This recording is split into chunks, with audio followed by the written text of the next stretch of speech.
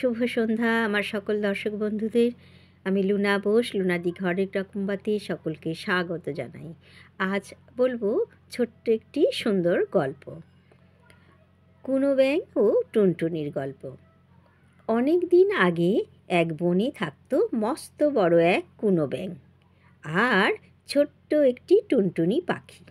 দুজনের মধ্যে তো ভারী ভাব, খুব বন্ধুত্ব ছিল। টুনটুনি থাকে ঝোপে ঝাড়ে গাছের পাতা দিয়ে তৈরি করা তার ছোট্ট বাসায়, আর কুনো ব্যাঙ থাকে সেই ঝোপেরই নিচে, অর্থাৎ গাছের নিচে গর্তের ভিতর। একদিন কুনো ব্যাঙের ইচ্ছা হলো সে বেড়াতে যাবে, তাই সে তার কাছের একটি শহরে বেড়াতে গেল। নতুন শহর বেরিয়ে এসে তার তো মজাটাই আলাদা। সে টুনটুনিকে এসে খুব একটা ভয় দেখিয়ে দিল। বলল, জানিস তো টুনটুনি, খুব ঝড় আসছে, ভীষণ একটা তুফান আসছে, ঝড় আসছে, গাছপালা সব ভেঙে যাবে। তুই কোথায় থাকবি বল? আমি নয় আমার গর্তের ভেতরে ঢুকে যাব, আমার গায়ে কোনো হাওয়া বাতাস লাগবে না। তোর কি হবে টুনটুনি? এই কথা বলাতে টুনটুনির তো খুব চিন্তায় পড়ে গেল, খুব দুশ্চিন্তা হলো। সত্যিই তো, সে বা বেচারি কোথায় যায়? গাছের ডাল যদি ভেঙে যায়, ঝোপঝাড় যদি ভেঙে যায়, সে থাকবে কোথায়? তা ব্যাঙ তো গর্তের মধ্যে ঢুকে যাবে নিরাপদ আশ্রয়ে, সে বা কী করে? এই কথা ভেবে ব্যাঙের কথায় বিশ্বাস করে, কিন্তু ব্যাঙ তো মিথ্যে কথা বলেছে, আসলে মজা করার জন্য বলেছে। টুনটুনি সেটা বুঝতে না পেরে বেরিয়ে পড়ল আর চারিদিকে হন্যে হয়ে খুঁজতে লাগলো তার কোথায় সে একটা নিরাপদ আশ্রয় পায়। ব্যাঙের কথা বিশ্বাস না করেও তার উপায় ছিল না, কারণ সে তার বন্ধু, দুজনে একসাথে থাকতো, দুজনের মধ্যে ভারী ভাব।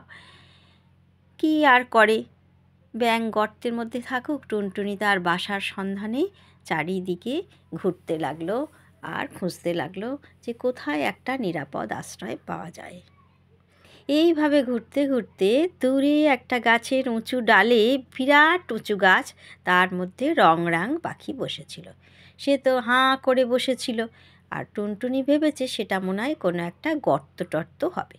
এই বলে রংরাং পাখির মুখে ঢুকে গেছে টুনটুনি পাখি, আর রংরাং পাখিও সেই সময় ভয় পেয়ে গেছে। টুনটুনি তো হঠাৎ করেই এসে তার মুখের ভেতর ঢুকে পড়েছে। সে তো তৎক্ষণাৎ আরও বড় হাঁ করে টুনটুনিকে তার মুখের ভেতর থেকে বার করে দিয়ে আর ভয়েতে সে বিকট চিৎকার করতে আরম্ভ করে দিল, রংরাং বলে। এদিকে সেই গাছের নিচ দিয়ে যাচ্ছিল এক বেচারি হরিণ।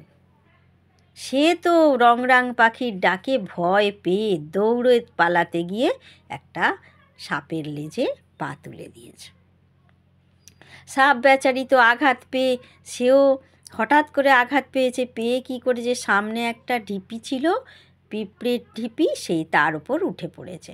এবং তার ফলে কী হয়েছে, ওই ঢিপির মধ্যে অনেক বিষাক্ত পিঁপড়ে ছিল বাসা বেঁধে, তারাও চারিদিকে ছড়িয়ে পড়েছে।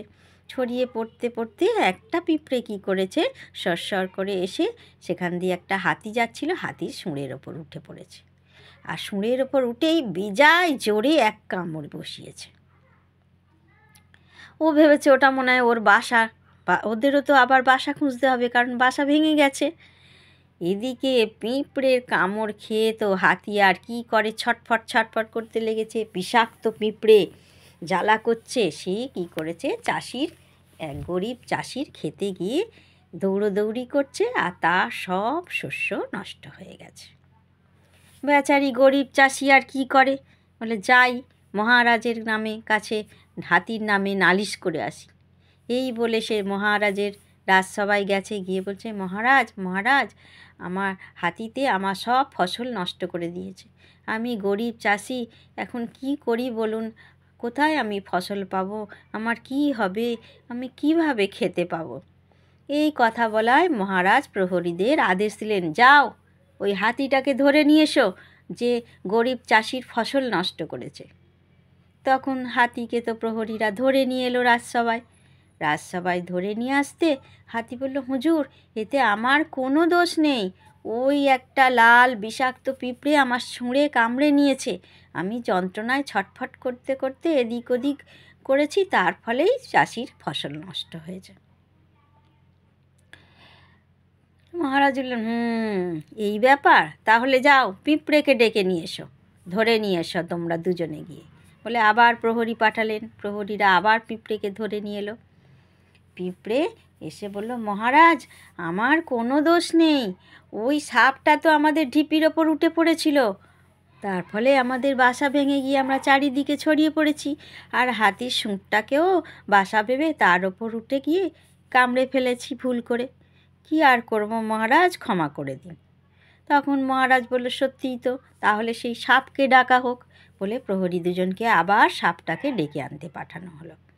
তখন সাপ এসে বলল, মহারাজ এতে আমার কোনো দোষ নেই, আমি ইচ্ছা করে পিঁপড়ের বাসা ভাঙিনি, হরিণটাই তো এসে আমার লেজে পা দিল, তাই তো আমি ব্যথা পেয়ে পিঁপড়ের বাসার ওপর উঠে পড়েছি, তাই পিঁপড়ের বাসা ভেঙে গেছে। তখন কি আর করা, এবার মহারাজ হুকুম দিলেন, হরিণকে ডেকে নিয়ে এসো। হরিণ তো এলো, বেচারি বেচারা মুখ করে বলল, মহারাজ মহারাজ আমার কোনো দোষ নেই, ওই রং পাখিটা খুব বিকট চিৎকার করে উঠেছিল, তাইতেই তো আমি ভয় পেয়ে গেলুম, আর ভয় পেয়ে দৌড়তে গিয়ে সাপের লেজে পা পড়ে গেল, যত দোষ ওই রং পাখিটার। রাজা বললেন, প্রহরীদের আদেশ দিলেন, যাও রং পাখিকে ডেকে নিয়ে এসো রাজসভায়, তার উচিত শাস্তি হোক। রং পাখি এসে মহারাজকে বলল, মহারাজ আমারও কোনো দোষ নেই, ওই টুনটুনি পাখিটাই যত নষ্টের গোড়া, ওই তো আমার মুখের ওপর আমি আরাম করছিলুম, ডানা মেলে হাওয়া খাচ্ছিলুম, সেই সময় আমার মুখের ওপর ঢুকে পড়েছিল, মুখের ভেতর, তাই তো আমি ভয় পেয়ে অত জোরে চিৎকার করে উঠেছিলুম। রং পাখির কথা শুনে মহারাজ আদেশ দিলেন, যাও টুনটুনিকে ধরে নিয়ে এসো। টুনটুনি এসে বলল, মহারাজ মহারাজ আমার কোনো দোষ নেই, যত দোষ ওই কুনো ব্যাংটার, ও আমার বন্ধু হয় আর বলে কি না খুব জোর ঝড় আসছে, আমি কোথায় থাকবো, আমার বাসা তো ভেঙে যাবে। এই কথা শুনে আমি ভয় পেয়ে ছুটতে ছুটতে রং পাখির মুখটাকে গর্ত ভেবে ঢুকে গিয়েছিলাম। এবার আদেশ হলো, কুনো ব্যাংকে ডেকে নিয়ে এসো। কুনো ব্যাং তো এবার খবর পেয়ে গেছে যে একে একে মহারাজ সবাইকে ডেকেছে, এবার ওর পালা। তখন ও কী করে, তাড়াতাড়ি করে গিয়ে গুহার মধ্যে ঢুকে পড়ে। এদিকে প্রহরীরা বলছে, তোমাকে যেতেই হবে, রাজার আদেশ, চলো কুনো ব্যাং, এক্ষুনি চলো রাজসভায়। কুনো বলছে, না না আমার ভীষণ জ্বর, আমার খুব শরীর খারাপ, আমি যেতে পারবো না। তখন কি করলো প্রহরীরা, কুনো ব্যাঙের একটা পায়ে দড়ি বেঁধে সেই গর্ত থেকে টেনে বার করে আর মহারাজের সভায় জোর করে তাকে নিয়ে গেল, বলে যাবি না বেটা, আগে চল। এদিকে কুনো ব্যাঙ আর কি করে, পরিস্থিতি বুঝে তাড়াতাড়ি গিয়ে মহারাজের পায়ে পড়ল, বলে মহারাজ মহারাজ এবারের মতো ক্ষমা করে দিন, আর কোনো দিন এই ভুল হবে না, আমি মজা করতে গিয়ে এইটাই হয়েছে, টুনটুনি যে এত ঘাবড়ে যাবে আমি বুঝতে পারিনি। বলে, তাই না, তুমি বুঝতে পারোনি, তোমার দোষেই যখন এত কাণ্ড ঘটেছে, প্রহরী একে 50 ঘা বেত মেরে তারপর ছেড়ে দাও। এই বলে রাজসভার উঠানে ব্যাংকে নিয়ে যাওয়া হলো। সেখানে বনের যত পশু পাখি সবাই এসে হাজির হলো। আর প্রহরীগুলো কি করলো, একটা বড় কাঁঠাল গাছের নিচে ব্যাংকে রেখে 50 ঘা গুনে গুনে বেত মারল। আর যতবার বেত মারছে ততবার ব্যাঙের গায়ে থেকে একরকম সাদা মতো আঠালো তরল পদার্থ বেরোচ্ছে। তাই এরপর থেকে দেখবে তোমরা, কাঁঠাল গাছে আঘাত করলে কিন্তু সাদা রঙের একটা আঠালো তরল পদার্থ বেরোয়, ওটা আসলে ওই ব্যাঙেরই, আসলে ওই ব্যাঙকে যে মারা হয়েছিল তার গা দিয়ে যে সাদা আঠালো তরল পদার্থ বেরিয়েছিল সেটাই। তাহলে বন্ধুরা, কেমন লাগলো আমার গল্পটি?